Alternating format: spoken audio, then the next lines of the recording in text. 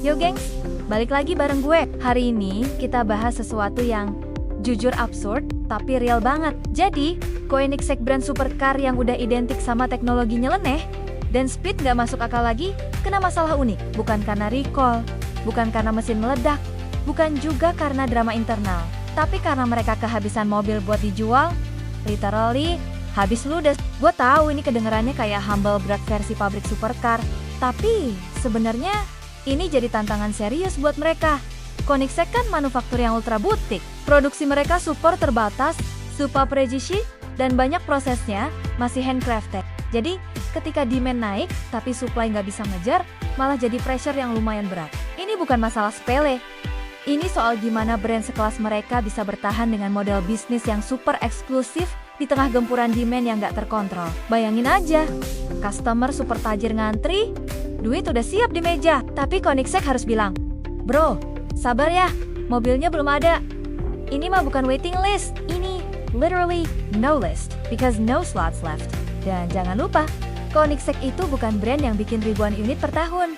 Mereka mainnya puluhan, maksimal ratusan. Jadi begitu satu model viral, kayak Gemera atau Jesko, boom, kapasitas langsung penuh. Ini masalah yang kayaknya cuma bisa dialami sama brand yang ada di level puncak piramida otomotif. Masalahnya, karena mereka nggak mau nurunin standar kualitas demi ningkatin kuantitas, proses produksi tetap ketat. Setiap mobil dibuat dengan detail luar biasa. Dan itu butuh waktu, itu bagus.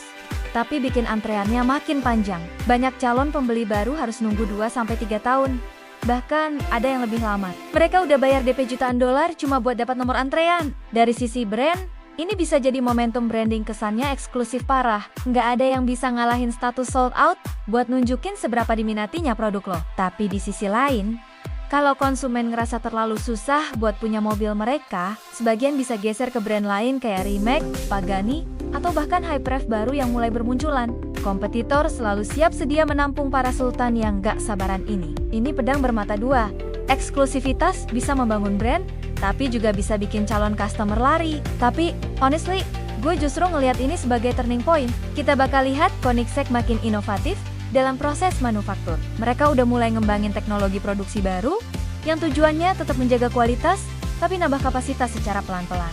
Mereka membangun pabrik baru yang lebih canggih, Guripeng atau Rie khusus untuk model Gemera. Ini bukti mereka serius, mau naikin kapasitas tanpa mengorbankan jiwa handcrafternya. Si Christian von Koenigsegg tuh tipe orang visioner. Kalau ada masalah, biasanya malah jadi alasan buat bikin teknologi baru. Gue yakin, solusi dari masalah terlalu laris ini bakal jadi inovasi baru lagi di dunia otomotif. Mungkin mereka bakal nemuin cara bikin carbon fiber lebih cepat, atau proses perakitan yang lebih efisien tanpa nurunin kualitas. Ini yang bikin Koenigsegg beda. Jadi ya gitu, masalah unik yang cuma terjadi di dunia hypercar. Brand lain pusing karena penjualan turun, Koenigsegg pusing karena barangnya kurang. Lucu sih, tapi faktanya serius.